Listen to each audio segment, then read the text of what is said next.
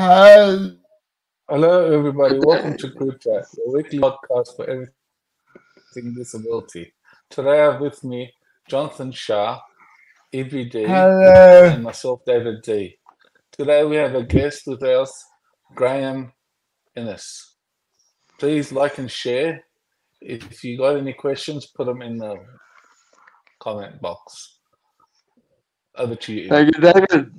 Thank you very much, David. And welcome everyone to CripChat, your weekly podcast on everything disability. Today we have a very special guest, Graeme Innes. Good on. Hello, Graeme. How are you? I'm well. How are you? Good, good. Thank you for joining us on the show.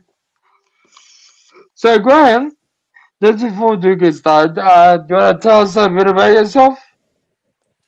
I'm now a company director. I sit on a number of national and state government boards. I used to be the Disability Discrimination Commissioner with the Human Rights Commission. I did that job for about 9 years. That was about, almost 9 years ago now. So, and in that role, I was involved with all sorts of areas such as transport standards, access to buildings, and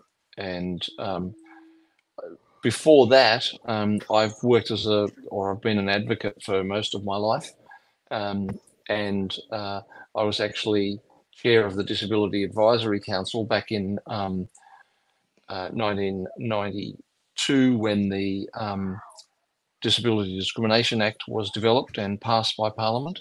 And I'm also a lawyer, and I had some involvement amongst a number of other people in drafting that legislation. Also, while I was commissioner at the Human Rights Commission, I was involved in participating in the development of the Convention on the Rights of People with Disabilities, which is a United Nations document. And we did that work at the UN headquarters in New York between about 2005 and 2009. So I think that's me.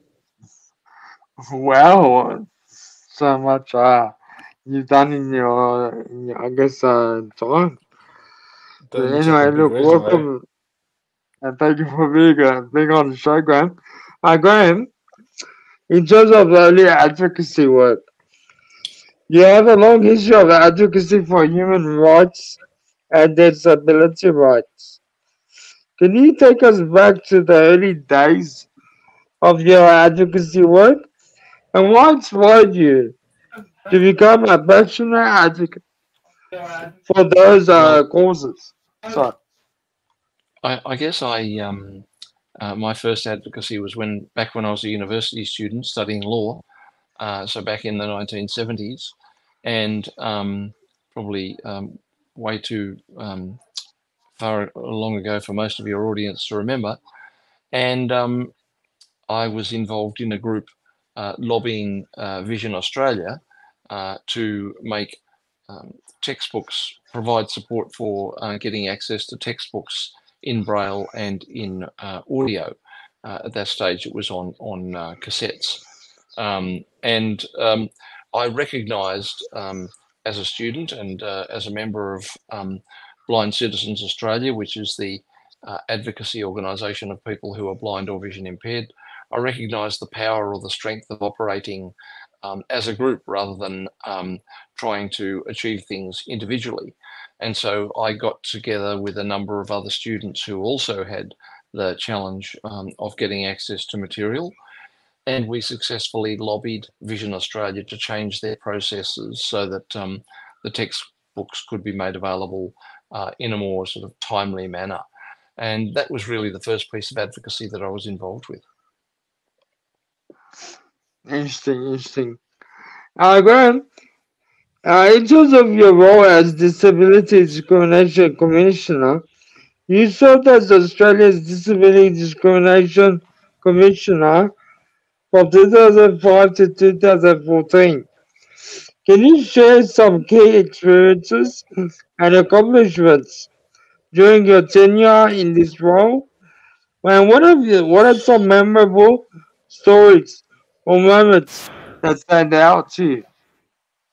Well, I guess I was always keen to be involved in this role since I'd been helped to develop the Disability Discrimination Act sort of 10 or 12 years beforehand, uh, and um, and so I was very excited when I was appointed to the role in 2005.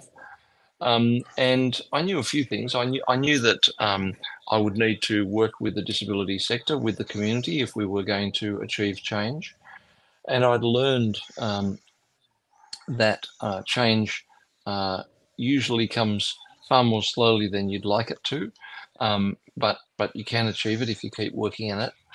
And there are some real opportunities or windows that sometimes arrive, and you need to be opportunistic, and and take those opportunities and use those things to um, to achieve the change that you want. Whilst I was commissioner, we were involved. The team at the Human Rights Commission were involved in um, working with government on the development of the DDA transport standards uh, and the access to premises standards, and they have made huge changes in Australian transport and buildings. Our transport system is now, it's not perfectly accessible, but it's way more accessible than it was back in 2002 when that standard was first passed. Um, when I was involved in the passage of that standard, I was actually the deputy commissioner. I wasn't the commissioner then, but did a lot of work on that standard. And it's been, the result of that standard has been billions of dollars of infrastructure change, so that much of our public transport systems are now far more accessible. Also, much of our buildings are far more accessible, um, as the standards require that new buildings or existing buildings where there are major changes being made to the building have to comply with the access to premises standards.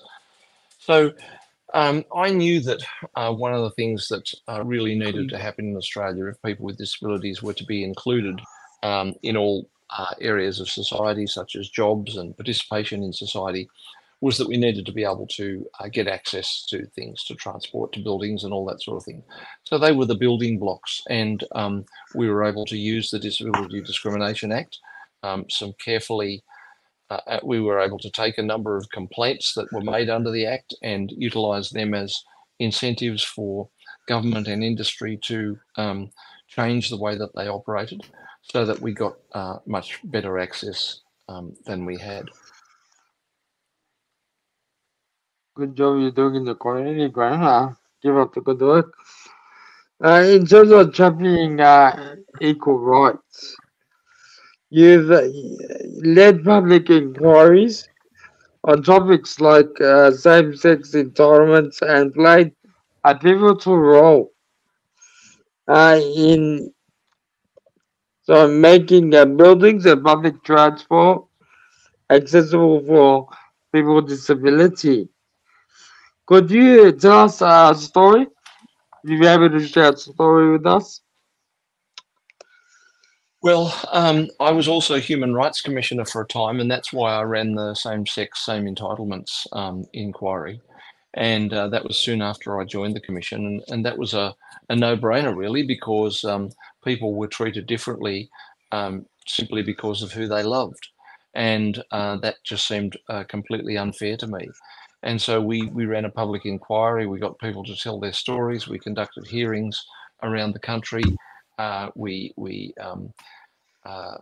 made a whole bunch of recommendations that government should change over 100 laws which related to people of same-sex orientation, and these covered things like tax law, child support law, and other areas of federal law.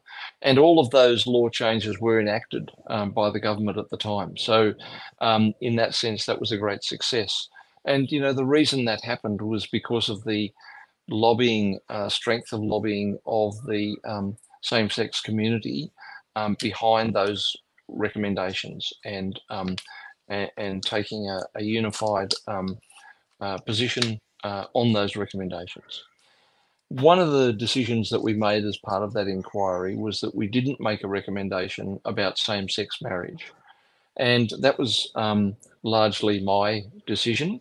I made a judgment call that I thought if we put same-sex marriage into the recommendations, then we wouldn't be able to maintain the support that we had for the inquiry.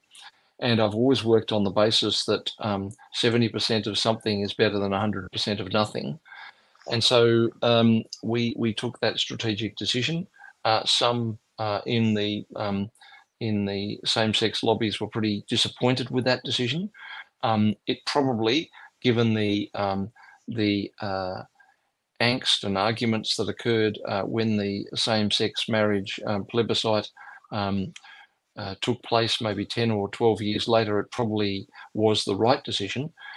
So it suggests to me that we wouldn't have got through the things that we did back in 2005 or 2007, I think, if we tried to include same-sex marriage.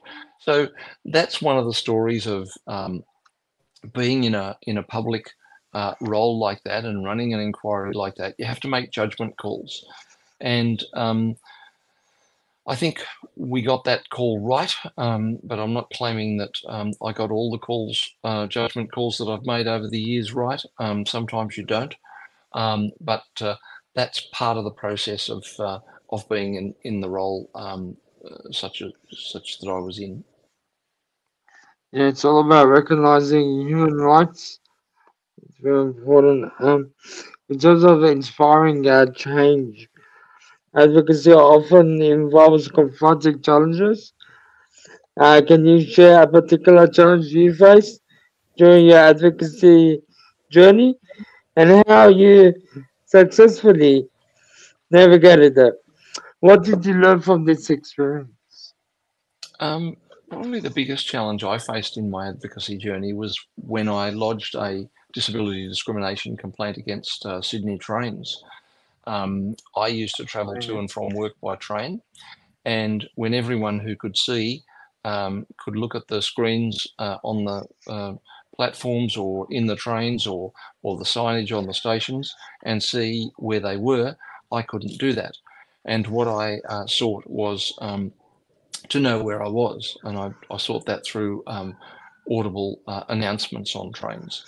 These had been promised by state governments since the 1980s, before the Disability Discrimination Act was enacted, and they were actually a requirement in the first 5 years of the DDA transport standards.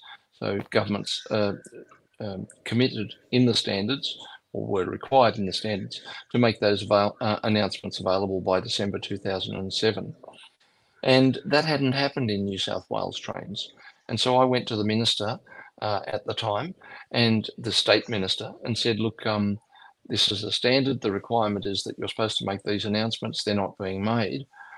Every time I catch a train where there's no announcement, I'm going to lodge a DDA complaint. And I actually ended up lodging about 50 complaints, 30 of which went to the federal court because the department wouldn't resolve them by conciliation, which is the process that you can use under the Disability Discrimination Act. And there was a finding made in my favour, which meant that Sydney Trains would need to make these announcements available, and those announcements are now made on trains. But the challenge for me was that for the first time, I wasn't doing this as commissioner. I was doing this as Graeme Innes, who used to travel to work by train each day. I was doing it as an individual because that's the way the DDA works at the moment. And that's probably a problem with the DDA, but that's a topic for another conversation. So I had to go to court, and my wife and I, we knew that our house was at risk if we lost, because it was possible for costs to be awarded against us in the federal court. and we took the decision that this was an important matter of principle. But that was a pretty challenging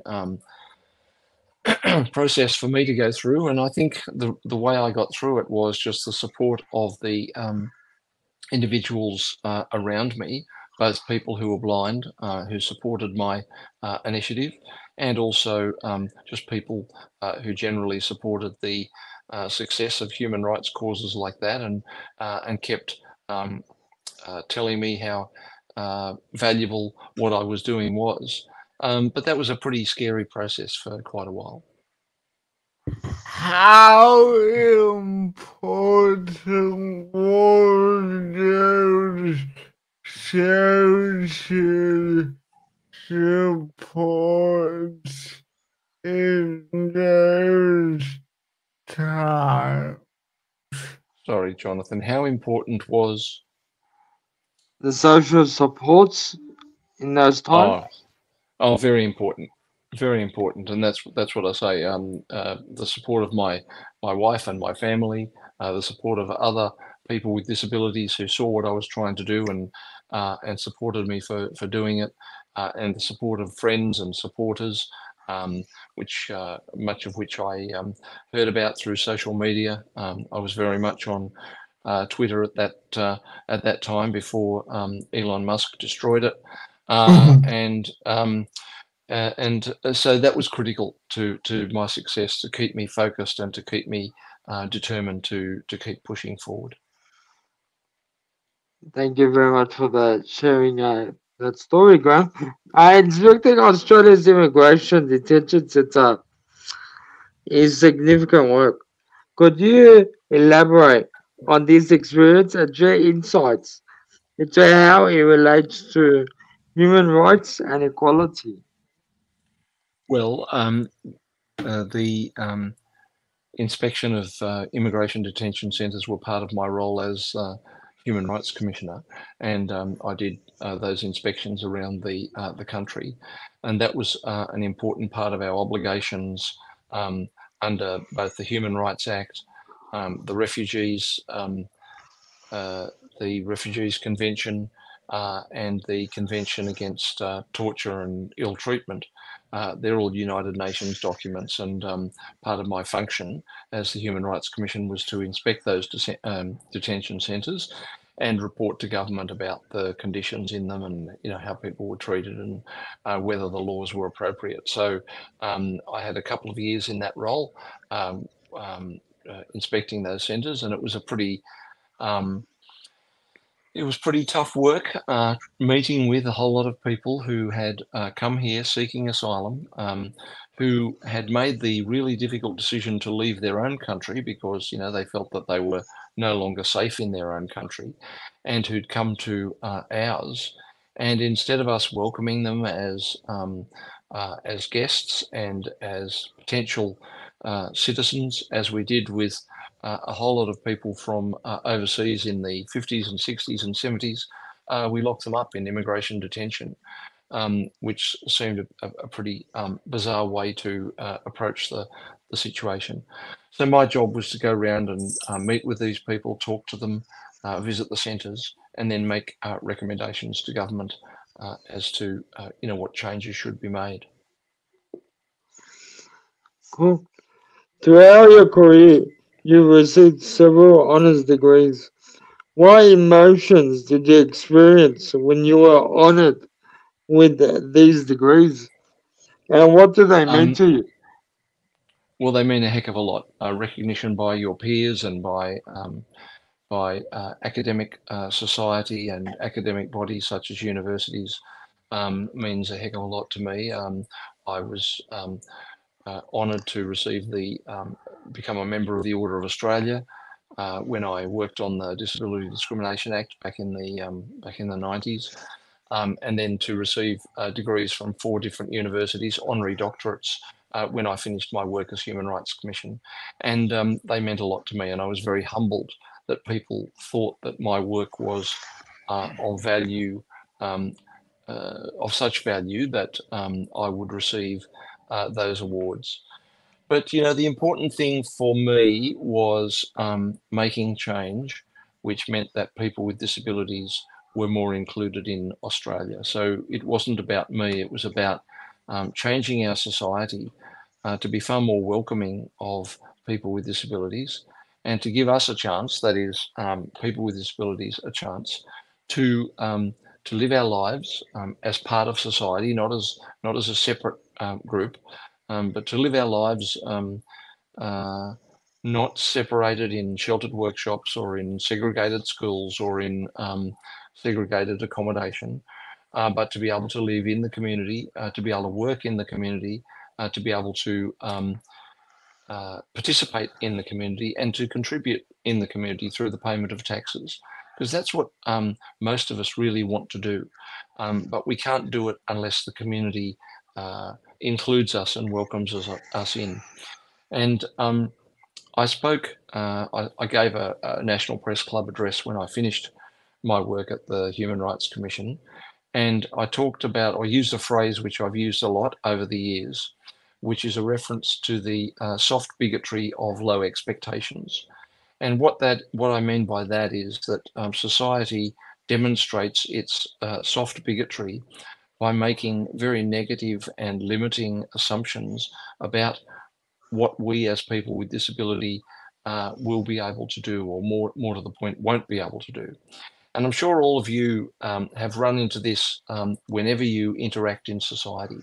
When you get into a taxi or a bus or a train, or when you're on your way to work or to some sort of community activity, and people make, or when you're trying to get a job and can't get a job, and people make assumptions about you that assume you won't be able to do a whole lot of things that you can, and that if they gave you just the slightest chance, you would demonstrate you could. And that's what I mean by the soft bigotry of low expectations. And Australians with disability still experience it. Every time I go out in public, I have people who talk to the person I'm with rather than talking to me. I have people who want to treat me differently because I can't see, and they make a whole lot of other assumptions about what I won't be able to do. I have people in airport security processes who refuse to let me go through the standard security process because I travel with a guide dog, and want me to go through some separate and far more invasive, far more intrusive process. And yeah, everywhere I go, I couldn't tell you the number of times where I've paid a bill and the change has been given to my wife or my daughter or whoever I'm with, because why would we give it to him? He can't see. Just little things like that, which demonstrate a very negative and limiting attitude towards people with disabilities. And until we solve that problem, we won't solve the problem of inclusion of people with disabilities, and we won't be allowed by the community to live our lives to the fullest extent possible.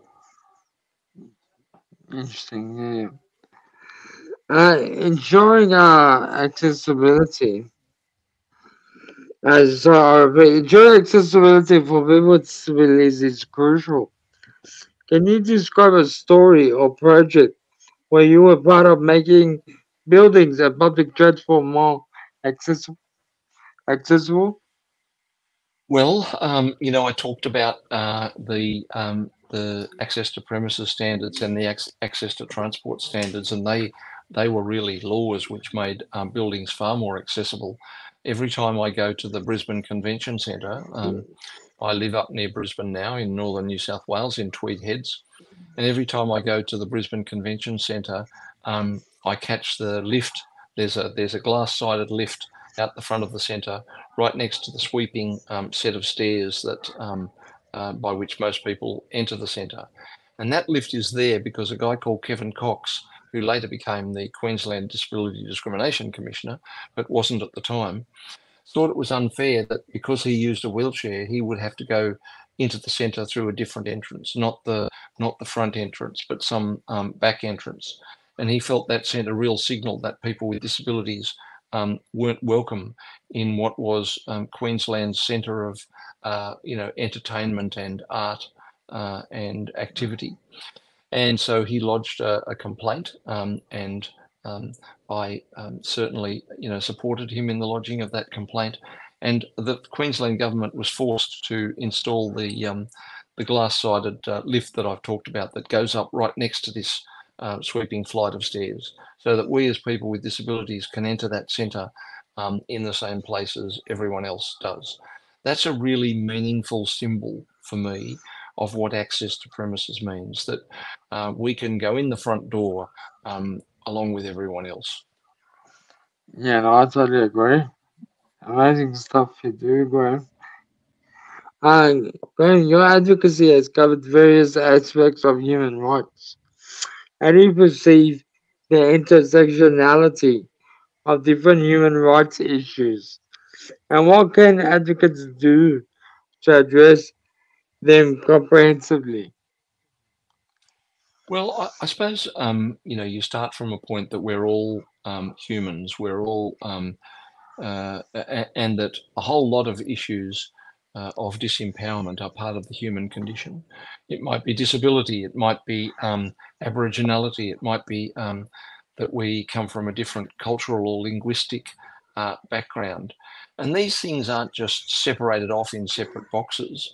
If I'm a First Nations person and have a disability, then those are two areas of disadvantage that I carry, and they intersect. They cross with each other, and so we see that the proportion of Aboriginal and Torres Strait Islander people who are in prison is way higher than white Australians, and many of those people who are in prison are Aboriginal people with disabilities.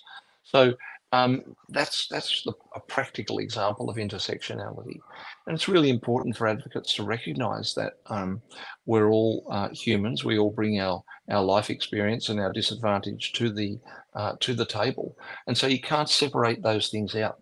They can have an impact which is, if you like, greater than the sum of the two intersecting areas. So that's really what intersectionality means. Interesting.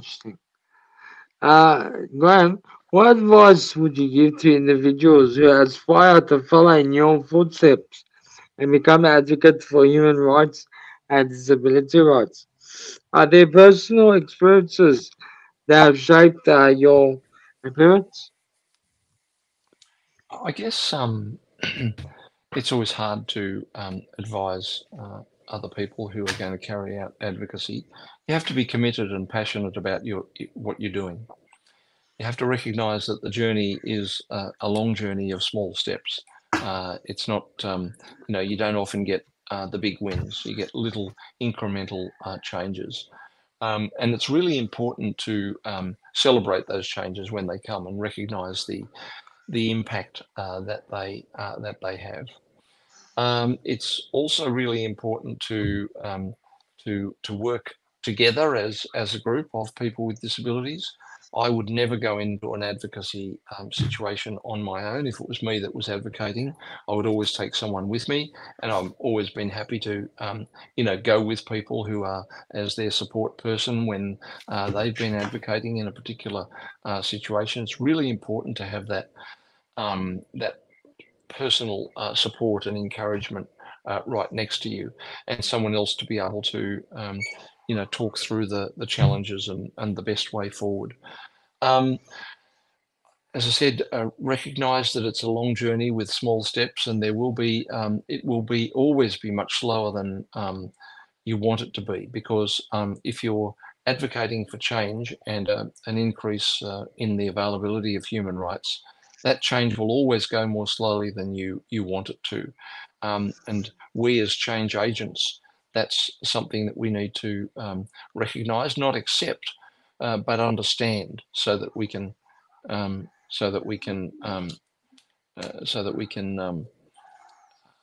keep on going with that journey. So those are the sorts of things I think that are important to recognise as an advocate, and to keep progressing with. Awesome. Great leader you are in your community. And speaking of our future, I guess, goals, uh, Looking ahead, what are some of your goals and aspirations as an advocate and a chancellor? What stories do you hope to create or influence in the future in these roles?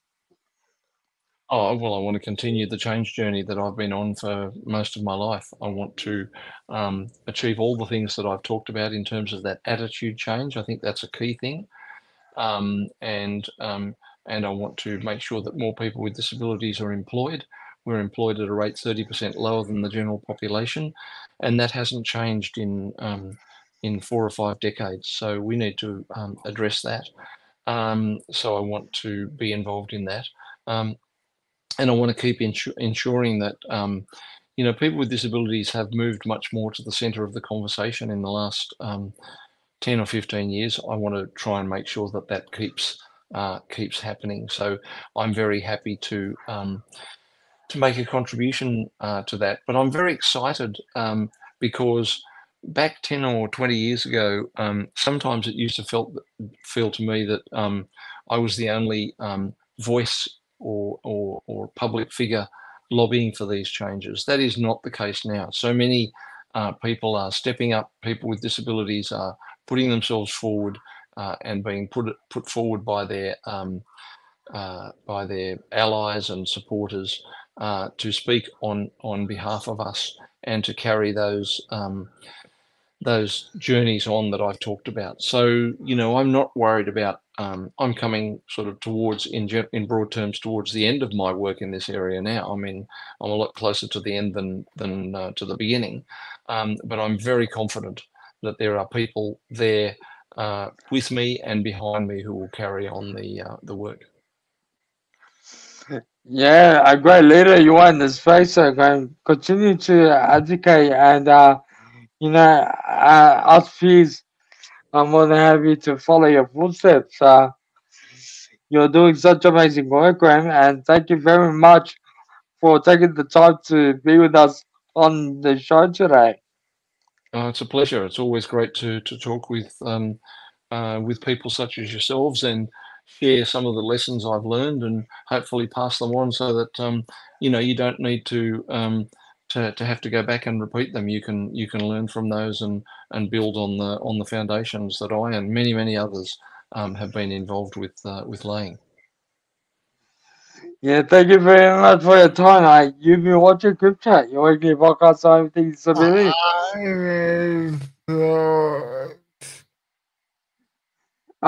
No. Anyway, I think Graham has said enough. Do you want to say a final thought, Jonathan? Thank you, Graeme, for coming on the show.